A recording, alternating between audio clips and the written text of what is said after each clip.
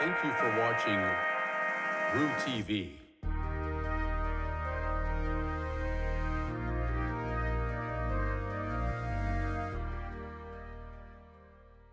Welcome back to another episode of RooTV. I'm Deja McKenzie. And I'm Grace Kertz.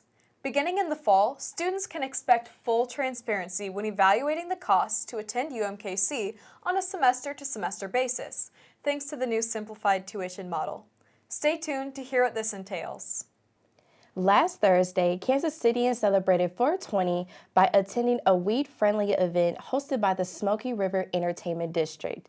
Located next to the Liberty Bend Bridge off of 291 North, 420 Fest offered live music, food, and a cannabis village where consumption of marijuana was allowed and encouraged. The 420 Festival lineup included the talent of Wiz Khalifa and Joey Badass. Inside the cannabis village, dozens of vendors and businesses set up tents to show off their marijuana products and services. Although the direct purchase of marijuana was not allowed, attendees had the opportunity to have weed delivered to the festival. RooTV was fortunately able to gain media access to the event, interview some of the guests, and sneak in a few words with the legend Mike Tyson. Here's a closer look.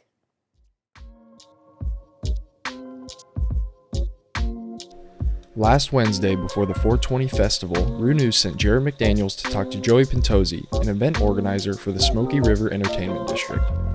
And, you know, I know Burner has a lot of connections to Kansas City and stuff like that. You got Wiz Khalifa, who's of course like one of the biggest, rappers in the game, but also biggest weed rappers in the game. So what was the vision behind getting all these people together and just trying to make this spot of Missouri a entertainment district? Sure, it's a lot of thought went into this, and we started planning for this day and this project a couple years ago, and it really came into once we got everything going, we decided to do something crazy. 4 months ago we said, hey man, let's have a 420 festival.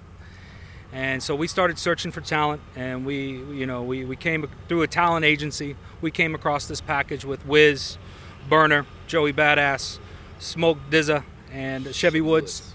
And they were out. We pitched them this idea, and they loved it. They wanted to be a part of it.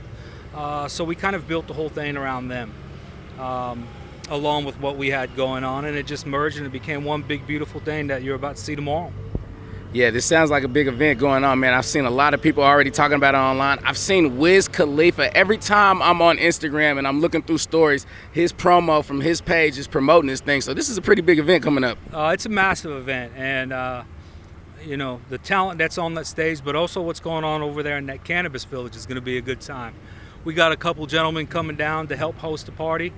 Mike Tyson, Ric Flair. They're going to come in and party. They'll be down there in the Cannabis Village 3 p.m. to 6 p.m.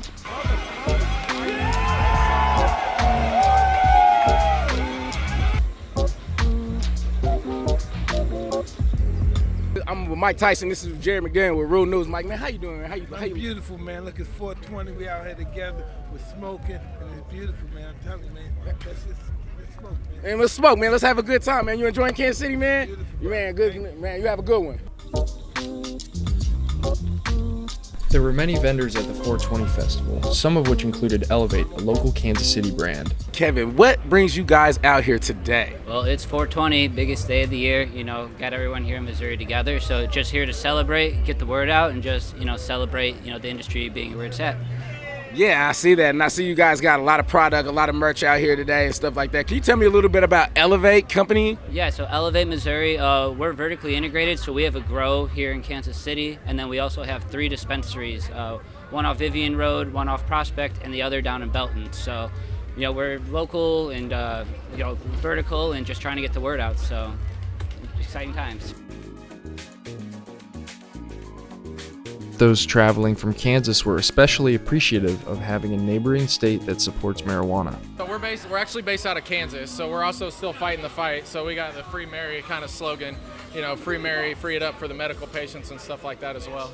Right, because in Kansas, it's still. I'd go to jail for this. Yeah, so, yeah. It's kind of silly. So what are you guys doing, like, as far as like trying to push legislation or anything like that? I'm trying to just reach certain people, but my districts are pro. So like, it's out of my districts. So like it's kind of just reaching out to other people, trying to give them the ideas. This is Jared, and I'm here with Dub. Dub, how are you doing today? Happy 420. Hey, happy 420 to you, man. I'm loving being here right now. It's like a historical day for everyone here.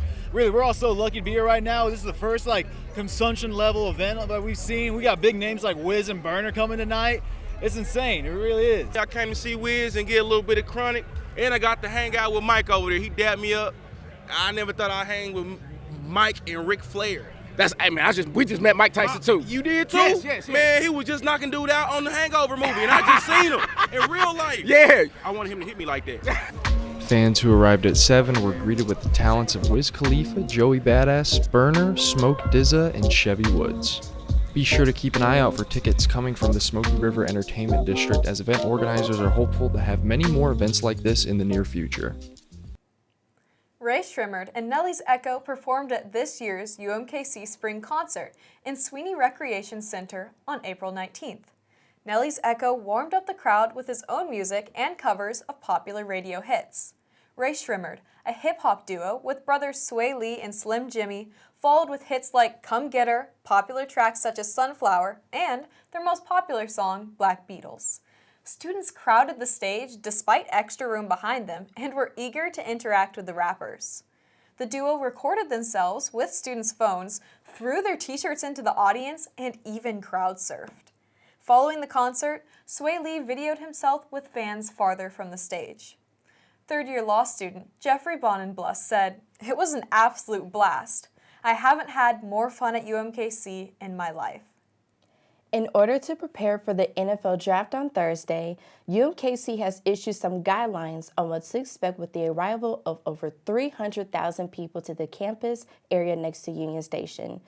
All university buildings in the UMKC Health Sciences District will require a badge to enter. Lot 67 on Harrison Street will be open for paid NFL event parking on Thursday and Friday, and access to Lot 28A will be restricted to badge holders. Street closures are expected from the area between 20th to 31st Street and from Broadway to Main through the 7th of May. Parking will be extremely limited, so be sure to plan ahead if you may be affected by these changes. Check out visitkc.com for more information. Now, let's throw it over to Jackson Ogden for sports. Welcome back into the Den. I am Jackson Ogden. Another busy week in sports is in the books, and I'm here to cover all the ground. Softball took on Western Illinois over the weekend and picked up their first conference series win of the season. They're set to take on South Dakota State at home this weekend with Senior Day on Sunday. If you want to go support your Roos, it's free to go at the Kansas City Urban Youth Academy. On to national sports, it is officially draft week here in Kansas City, and I am super excited. The draft is always something I look forward to, and as a team with a franchise quarterback, it is so much more fun. While all those other teams are making moves that will either save or ruin their futures, the Chiefs can just kick back and just, add a couple pieces for Mahomes.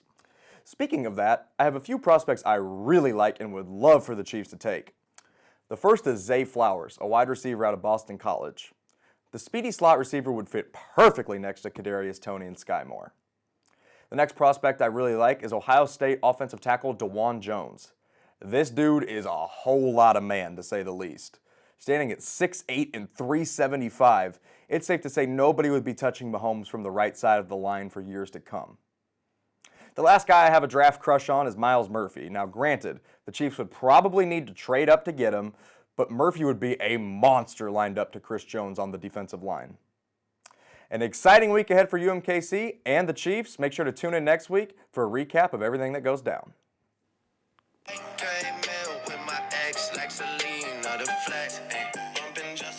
Oh, that Drake and The Weeknd song is kind of fire, ain't it? No, it's awful.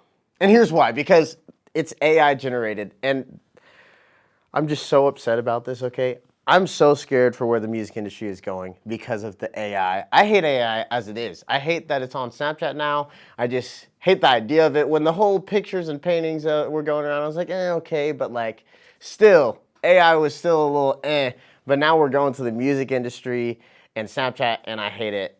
And I just think this is bad for the music industry because, one, it just takes away the creativity of the person. Now, I like to make music in my free time, and I love putting the music together and, coming up with words that will fit the music, and I love that process. But when you have AI to come up with your lyrics or even come up with a tune, it's like, where's the creativity? And it will take away from the listener's, perspective, because they just think they're listening to Drake when it's actually just some hacker playing their AI version of a song.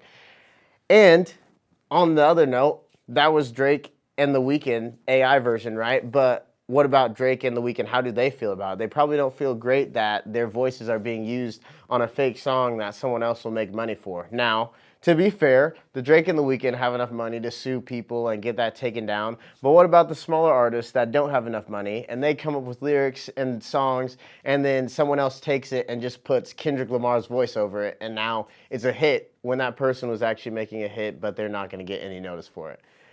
In all cases, AI is just bad for the artist in music and just for the culture, society. How much are we going to depend on electronics and everything when AI comes? I just don't like it. You can tell me your opinion, but personally, I think this is bad for music, and I think this is just kind of bad in general. But if you want to hear more of my opinions, come back to RooTV next week, and follow me on Instagram at Mr.Cunningham123. Welcome back to Book Review. My name is Afnan Hussain, and today's episode holds a very special place in my heart. My favorite contemporary author, Emily Henry, is releasing her 4th book tomorrow morning, All Stan the Emily Henry Cinematic Universe. The book is called Happy Place and is her first step into the second chance romance trope. Happy Place follows Harriet and Wynne Connor, ex-fiancés who have to pretend to still be together so they don't ruin their last holiday with their group of best friends. They find themselves sharing the largest bedroom at the main cottage that has been their friend group's yearly getaway for the last decade, their annual respite from the world, where for one vibrant blue week they leave behind their daily lives. After years of being in love, how hard can it be to fake it for 1 week in front of those who know you best? Apparently, Happy Place has Henry's trademark charm and light, easygoing writing style, but also a feeling of melancholy laced throughout it. It is meant to be less of a rom-com and more of a slow burn, thoughtful exploration of growing pains and navigating all the love you can experience in life, both romantic and platonic. In fact, the friendship love and the theme of found family is probably the most prominent love story here. I'm looking forward to reading the book, and I will do a full review once I finish it. To get you in the Henry mood, here's an excerpt from her book, Beach Read, that I reread oh so often. Love, after all, was often not made of shiny things, but practical ones that grew old and rusted, only to be repaired and polished, things that got lost and had to be replaced on a regular basis. If you like this book review, check out my Instagram at afhussain_ for more. Thanks for listening. In years past, there was a lot of gray area on what it costs to pursue higher education through UMKC, making it harder for students to plan their finances ahead of time. Students often interpreted the cost of tuition to be an all-encompassing price, when it was actually a charge that precedes additional fees. UMKC Provost Jenny Lundgren explained that, under the current tuition structure, many students face broad variability in their costs from semester to semester due to supplemental and other fees that vary by course. Many students live paycheck to paycheck, so unanticipated costs can be an expensive consequence when a term's bill surpasses expectations. The transition comes following a change in Missouri law signed by Governor Mike Parson in 2021 and will be implemented in fall 2023. Thank you for watching this week's episode of RooTV. Be sure to hop on the subscribe button and follow us on Instagram and Twitter at RooNewsUMKC. See you next week.